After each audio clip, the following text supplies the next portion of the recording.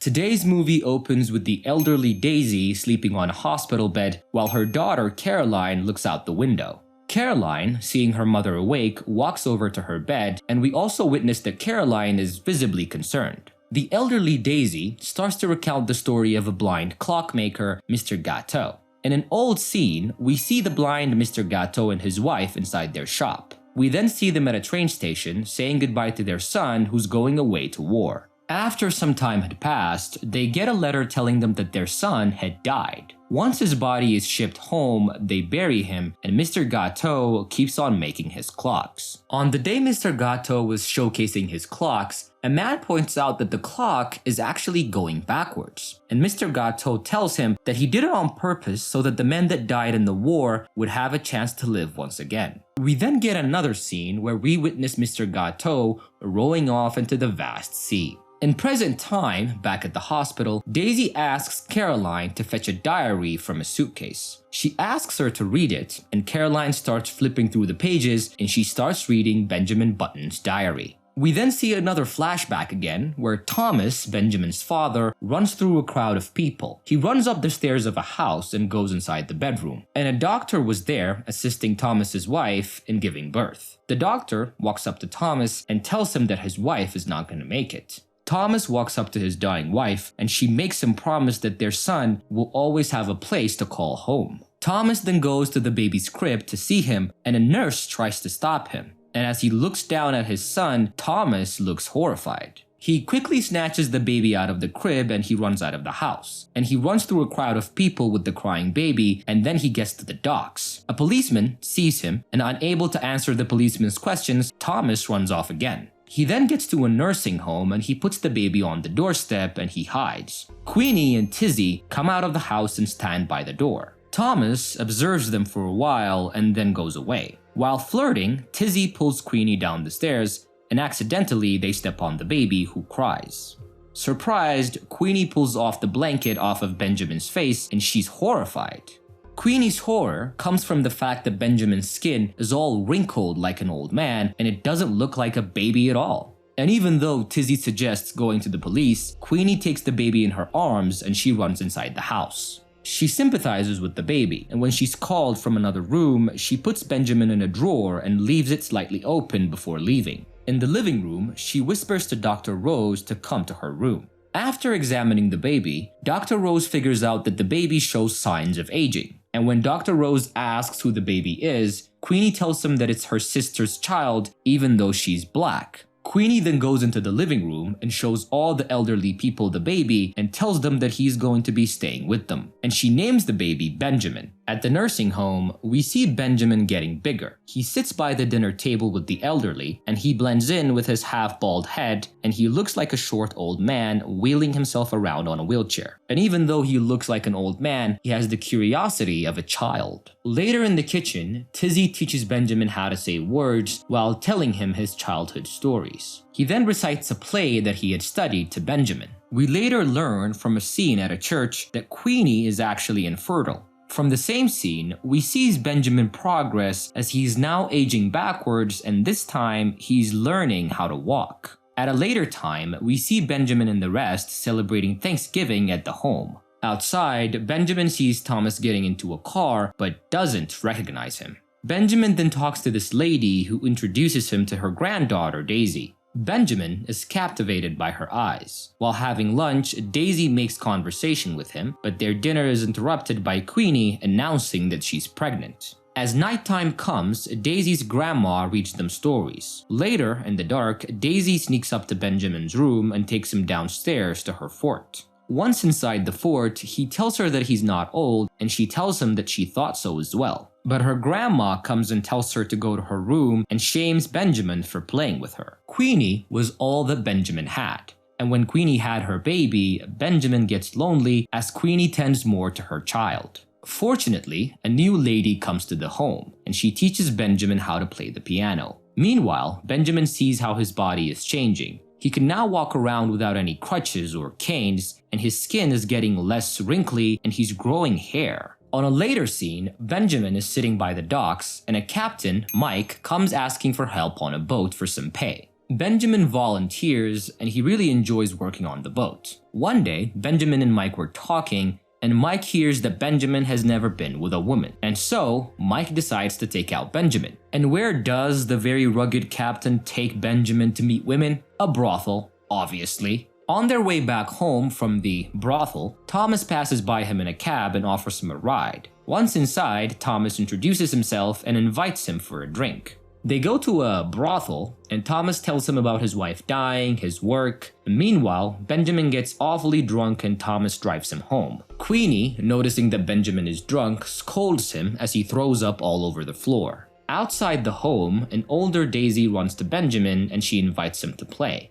The next morning, he sneaks to her grandmother's where she's sleeping and they go out to the docks where Mike takes them out to sea. At the home, as the piano lady cuts his hair, he tells her that he's not getting older, but younger. Next scene, he finds her dead in her room and he decides to leave. And at that point, he was 17 years old, aging backwards. Queenie says her goodbyes and gets very emotional about Benjamin leaving, and he promises Daisy to send postcards from wherever he may be. And then we see Benjamin at sea meeting all sorts of people and his new crew.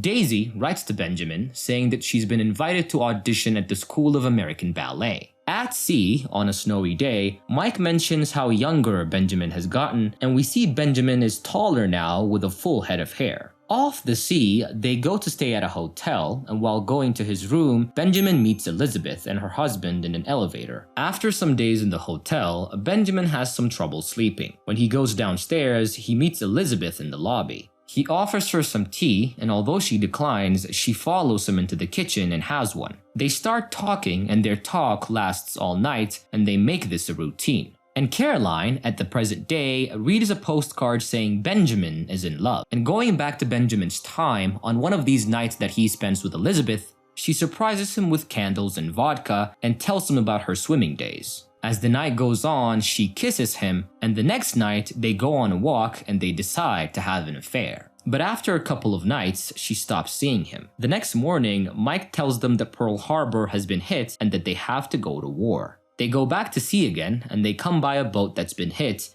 and dead bodies floating in the water. Shocked, they look out further and see a submarine under the water. They put their life jackets on and start shooting at them, but unfortunately, Mike and some of the others get shot, but Benjamin makes it out alive. After a while, Benjamin goes back home to Queenie. Daisy shows up at the home one day, they hug, and Benjamin asks her out. And on their date, she talks about her ballet life, and he doesn't really say much. On their walk after dinner, she dances for him and she makes advances toward him, but he declines and she gets upset and leaves. One night, Thomas shows up and takes out Benjamin. Thomas is now walking with a cane because he is getting older. He tells Benjamin that he's dying and then takes him to his factory that makes buttons. He confesses to him that he's his father and tells him all about his mother, Caroline, that died during childbirth. Benjamin is upset by this and goes back home and tells Queenie everything. And after that, as he was walking to his bedroom, Benjamin decides to go back to his father's house and take him out.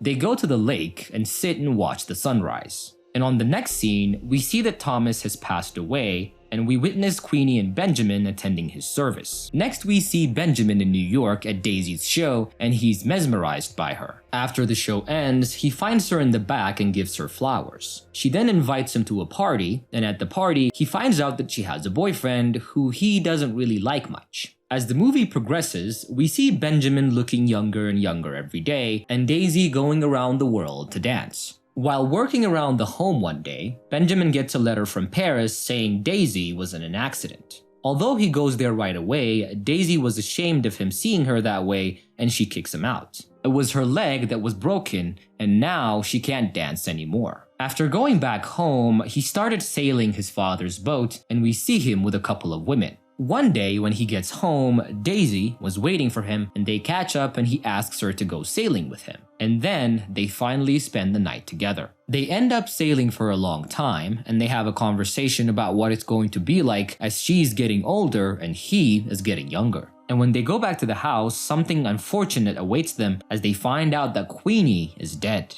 They attend her service, and afterwards, they sell his father's house and buy a new one for themselves. They live happily for a while, but Daisy starts being bothered by her aging. While swimming once, he catches her staring at a younger woman and crying. To keep her mind off her fears and insecurities, they decide to open a studio where she could teach how to dance. One night, he silently watches her in the studio dancing until she notices him. They then have a conversation and she informs him that she's pregnant. He gets very concerned, and some days later on the train back from the hospital, she tells him that it's a girl. One day at a diner, we see Benjamin sharing his concerns about having a child. He's worried that he won't be able to grow old with his daughter as he is actually growing younger. He also sees on TV how Elizabeth finished her swim across the English Canal. Back at their house on a different day, Daisy falls and gets rushed to the hospital. At the hospital, she finally gives birth to a baby girl and they call her Caroline. In the present day, the Caroline that was reading the story gets very upset as this is how she found out who her father is.